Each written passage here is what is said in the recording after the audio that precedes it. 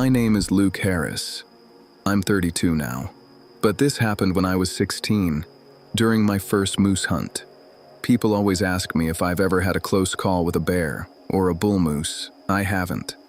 The closest I've ever come to disappearing was because one friendly old man kept asking me to follow him. It was opening week in northern Ontario. My uncle had hunted the same area for almost 20 years. There were 5 of us in camp. Every morning we'd spread out across different logging roads, but nobody hunted completely alone. Before daylight, my uncle gave me one piece of advice. If somebody tells you they've got a better hunting spot, stay where I left you. I laughed. He didn't. At 16, I figured he was just being overprotective. Around 9 that morning, I met an older hunter walking the road. Gray beard, orange vest, old wooden stock rifle. He smiled and asked if I'd seen any moose. I told him it was my first hunt. He chuckled. Your uncle's got you in the wrong valley. He pointed deeper into the timber. I've been watching a big bull back there all week. You've got a better chance if you come with me. He didn't sound pushy, just helpful. I thanked him and told him I'd stay where my uncle wanted me. He smiled, nodded, then walked away. It felt like a perfectly normal conversation. About an hour later, I left the logging road and climbed toward a small marsh. As I raised my binoculars, I caught movement across the water. The same man. He lifted a hand and smiled, then pointed behind him. Told you. They cross over here. I remember looking around, trying to figure out how he'd gotten there first. There wasn't another trail. At least, not one I'd seen. I waved, but stayed where I was. A minute later, he disappeared into the trees. That evening, back at camp, my uncle asked how the day went. I mentioned meeting the older hunter. He stopped stirring his coffee. Gray beard? I nodded. He looked into the fire for a few seconds, then quietly asked, "He asked you to follow him?" I said yes. He nodded once, then changed the subject. Nobody at camp spoke much the rest of the night. I didn't understand why. The next morning, my cousin hunted with me. Around 10, we crossed another old logging trail. My cousin suddenly stopped walking. About 100 yards ahead stood the same man. He wasn't carrying binoculars. He wasn't watching the woods. He was looking at us. When he realized we'd seen him, he smiled, raised one hand, then slowly walked back into the trees.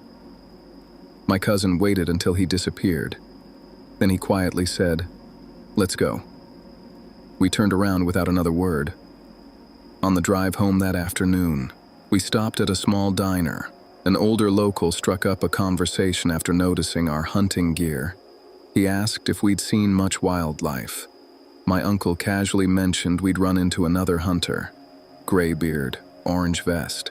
The man's smile faded. He looked at my uncle, then at me, and asked only one question. He asked the boy to go with him? Nobody answered.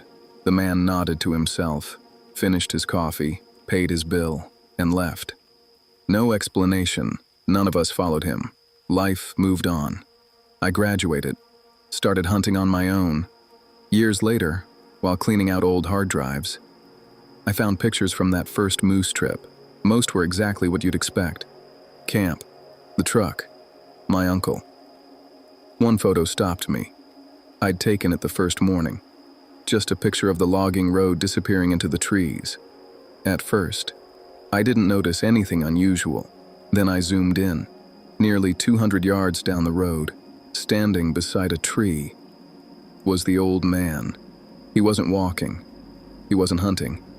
He was facing my direction, watching me. I have no memory of seeing him when I took the picture. A few years ago, I finally asked my uncle why he'd reacted the way he did. He thought about it for a long time before answering. Then he said, "When I was your age, that same man tried getting me to leave my hunting area. I asked what happened. He shrugged. I told him no. That was the end of the conversation. I never got another explanation. Maybe he was just an old hunter, trying to be friendly. Maybe every strange thing has a simple explanation. I honestly hope that's true, but I've hunted with enough experienced people now to know something else. Hunters will gladly tell you where they saw deer, or moose, or elk. What they won't do is insist that a 16-year-old follows them deeper into the woods, where nobody else knows he'll be. Every season, someone new starts hunting, and whenever they ask me for advice, I only tell them one thing. Trust your instincts, because the most dangerous thing I ever found in the woods looked exactly like someone I should have been able to trust.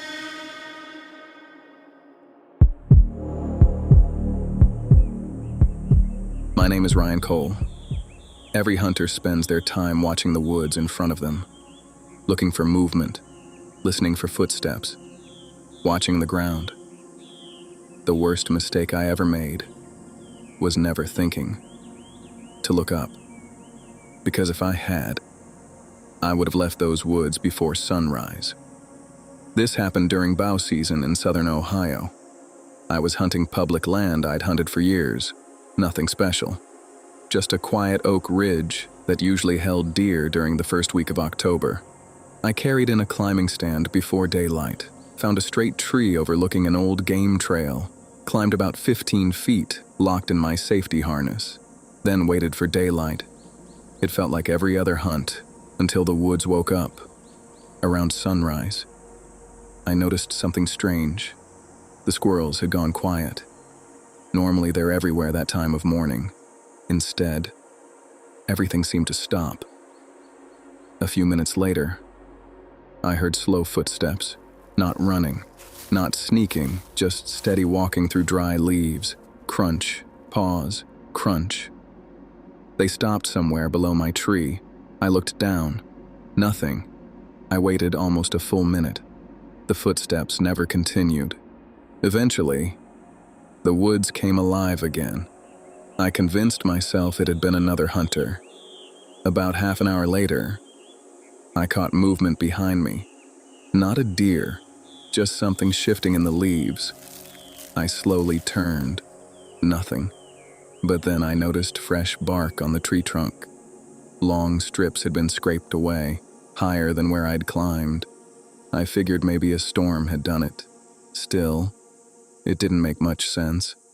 The marks looked too fresh, almost polished, like metal had rubbed against the bark. The feeling of being watched kept getting stronger. Not panic, just enough to make me look over my shoulder every few minutes. Then, I smelled cigarette smoke, very faint. It lasted only a few seconds. Nobody should have been smoking that deep in the woods before daylight. I scanned every direction. Nothing. The smoke disappeared as quickly as it came. The wind never changed. Around 10 o'clock, I decided to climb down. I hadn't seen a single deer. The woods just didn't feel right. As I packed my climbing stand, I stepped back to tighten one of the straps. That's when I finally looked up. Much higher than my stand, hidden inside the leaves. I noticed straight lines, not branches. Wood. There was another platform. Old, weathered, built so high, I would have never noticed it from where I'd been sitting. Whoever sat there could see everything below, including me. I stood there staring at it, trying to convince myself it had been abandoned years ago. Then I saw something that made my stomach drop. The seat wasn't covered in leaves. It was clean, too clean. Someone had used it recently. There were fresh boot marks on the trunk, not going to my stand, going higher, far above it. I suddenly remembered the footsteps, the silence, the cigarette smoke, without thinking. I started walking back toward the parking lot. The entire hike back, I had the strange feeling someone was walking behind me. Every time I stopped, the woods became perfectly still. Every time I moved again, I felt it. Not heard it. Felt it. Like someone was staying just out of sight. I never turned around. I didn't want to know. When I finally reached my truck, I threw my gear in the back, locked the doors, and drove away. I didn't see another person all day. About 3 weeks later, I went back with a friend. Not to hunt, just to show him the tree. The climbing marks were still there. The old platform was gone. Every board, every strap, every nail, removed. The tree looked almost untouched, like it had never been there. My friend looked at me and said, "Are you sure this is the right tree?" I knew it was. I'd never forget that place. That night, I started going through the pictures on my phone. I'd taken one photo that morning, not of a deer, just the sunrise from my stand. I zoomed in on the upper branches, trying to see where the platform had been. The platform wasn't visible, but something else was. 2 boots, hanging just below the leaves, above my head. The timestamp showed the picture was taken almost 2 hours before I'd climbed down. I don't know if someone climbed into that stand after I arrived, or if they'd been there the entire morning. I only know one thing. For nearly 5 hours, I never looked above me. And whoever was up there never let me know they were there.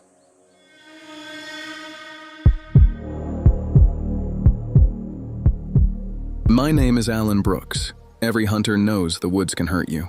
A bad fall, a broken leg, no cell service. Those are the risks you accept. What I never expected was surviving the fall, only to realize I wasn't alone down there. This happened during late rifle season in eastern Kentucky. I'd made what I thought was a clean shot on a buck just after sunrise. The blood trail led down a narrow ridge I'd never hunted before. It wasn't unusual. A wounded deer can cover a surprising distance. I kept my eyes on the blood, not the ground. That mistake changed everything. The earth disappeared beneath me. 1 second, I was walking. The next, I was falling. I landed hard enough to knock the wind out of me. When I tried to stand, my right leg folded underneath me. The pain was instant, broken. I looked up. The hole was deeper than it had felt, almost straight walls, too steep to climb. I wasn't trapped by my leg, I was trapped by the pit. I checked my phone. No signal. I yelled anyway. Nothing answered. After my breathing slowed, I finally looked around. The walls were almost perfectly vertical. The bottom wasn't uneven rock, it was flat. Someone had dug this, years ago, maybe decades. Near one corner, I found rusted food cans, an old glass bottle, a broken lantern chimney. None of it looked new, until I noticed something else, a plastic water bottle. The label hadn't even faded. At first, I thought maybe another hunter had fallen in. Then I looked closer. The bottle wasn't dirty, it wasn't buried. It was sitting upright against the wall, half full. Next to it was a cigarette butt, still white, not soaked from rain. Someone had been inside that pit recently, much more recently than anyone should have been. Hours passed. The sun moved overhead. The pain in my leg got worse. Every now and then, I heard branches snapping somewhere above. I called for help. No answer. Then, small pieces of dirt rolled over the edge, like someone had walked close to the opening. I looked up. Nothing. Just sky. The sound stopped. A minute later, it happened again. Always on a different side of the pit. Never long enough for me to see anyone. By late afternoon, the temperature dropped. I started thinking less about getting out and more about making it through the night. Then I noticed something I swear hadn't been there before. Another cigarette butt, fresh, lying only a few feet away. I couldn't explain it. Maybe I'd missed it earlier. Maybe I hadn't. I looked at the opening again. Still nothing. The woods had gone completely quiet, the kind of quiet hunters recognize immediately when every animal has stopped moving. Just after sunrise the next morning, I heard my brother calling my name. I'd never been happier to hear another human voice. A rescue team lowered ropes. Getting me out took nearly an hour. As they loaded me into the side-by-side, I looked back one last time. The pit disappeared beneath the trees almost immediately. From 10 yards away, you couldn't even tell it was there. A few more branches, and it would have been invisible. Months later, after my leg had healed, I was cleaning hunting gear in the garage. My phone asked if I wanted to free up storage. Before deleting anything, I started scrolling through old pictures. There was one photo I didn't remember taking. Probably accidental. It happened while I was trying to call for help. The picture was almost completely black, just one wall of the pit, and a strip of daylight at the top. I almost deleted it. Then I zoomed in. At the very edge of the opening, barely visible, was the bottom of a boot. Not my boot. It was above me, standing on the rim. The timestamp said the photo had been taken about 4 hours before my brother started searching. Someone had been looking into that pit while I was shouting for help. They were close enough that my phone accidentally captured them, but they never answered.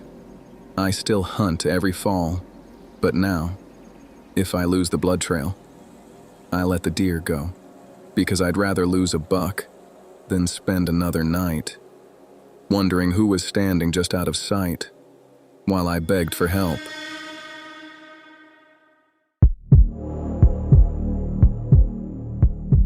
My name is Tyler Mason.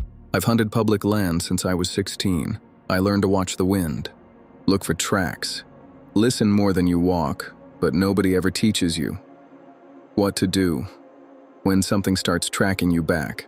That happened to me 4 years ago, and I've never hunted alone since. It was the second weekend of rifle season, northern Wisconsin, cold enough that every breath hung in the air. I'd parked before daylight and walked nearly a mile into public land. Around 8 in the morning, a mature buck crossed an old logging trail. I fired once. The deer kicked, then disappeared into the trees. The shot felt good, so I waited 30 minutes before following the blood, just like my father taught me. The blood trail was easy, bright red drops every few feet. About 200 yards in, I noticed another set of boot prints, fresh, walking beside mine. That wasn't unusual. Public land gets crowded during rifle season. I figured another hunter had seen the buck, but after another minute, I realized something. Those tracks never once crossed toward the blood. They stayed beside my footprints. Not the deer's, mine. I stopped. The woods became completely silent. No birds, no squirrels, nothing. I looked behind me. No one. Then I looked back at the tracks. Mine were already soft around the edges. His weren't. They sat clean on top of the leaves. Whoever made them had entered the woods. After I did, I kept moving, mostly because standing still felt worse. A minute later, the tracks disappeared, not faded, not turned away, just gone. As I stood there trying to understand it, I heard a whistle, short, sharp, from somewhere behind me. 5 seconds later, another whistle answered, farther ahead, different direction. I wasn't between two hunters. I was between two people, letting each other know exactly where I was. I called out, "Everything okay?" Nothing. No answer. Just silence. That's what bothered me. Every hunter answers, even if it's just, "Yep." These people didn't want me knowing where they were, but they wanted each other to know where I was. That's when I stopped tracking the deer and started walking back toward my truck. The strange part was, the woods stayed quiet. too quiet. Every time I stopped walking, I could hear faint footsteps stop too. Not close, maybe 40 yards back, always matching me, never gaining, never falling behind. Then I reached the tree where I'd left my orange backpack. It wasn't there, for one horrible second. I thought I'd forgotten where I left it. Then I spotted it, 20 feet away, standing upright, leaning against another tree, facing the trail. Someone had picked it up, moved it, and carefully set it back down. Nothing was missing. They just wanted me to know. They'd been close enough to touch it. I grabbed the pack and walked faster. Running through thick woods is how people get hurt, so I forced myself to stay under control. The whistle started again, closer, this time. I heard something else. A single cough, not accidental, the kind of sound someone makes to let another person know. I'm over here. They weren't hiding from each other anymore. They were closing the distance. When I finally reached the logging road, I actually smiled. My truck was right where I'd left it, until I got closer. The driver's door was slightly open. I knew I'd locked it. I always lock it. I stood there for several seconds. The keys were still in my pocket. Nothing looked disturbed. Nothing appeared stolen. Someone had unlocked the door, opened it, and left it waiting. I got inside, locked every door, and started the engine. As I looked into my rearview mirror, a man stepped out between the trees. Full camouflage. No hunter orange, no rifle. He didn't wave. He didn't move. He simply watched me drive away, then disappeared back into the woods. I drove straight to the local game warden's office. He listened without interrupting. When I finished, he asked only one question. "Were they carrying hunting gear?" I said, "No." He slowly closed his notebook, then said something I'll never forget. "We tell people not to hunt that section alone." I asked why.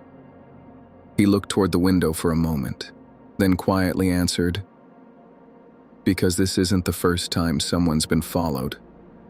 A week later, I remembered the trail camera I'd left strapped to a tree near the parking area. I almost didn't check it. I wish I hadn't. The first picture showed me walking into the woods before sunrise. The second, less than a minute later, showed two men following the same trail. Neither carried a rifle, neither carried a bow, just small backpacks. Then came the last photo. It was taken almost 3 hours later. The timestamp matched the moment. I had been unlocking my truck. One of those same men was standing beside my driver's door, looking into the window, waiting. The next picture, taken 30 seconds later, showed nothing. He was gone. I gave the memory card to the game warden. He kept it. I never got it back. People ask why I don't hunt public land by myself anymore. The answer has nothing to do with bears, or wolves, or getting lost. It's because every time I walk into those woods, I remember one thing. I thought I was following a wounded deer. Someone else had already decided to follow me.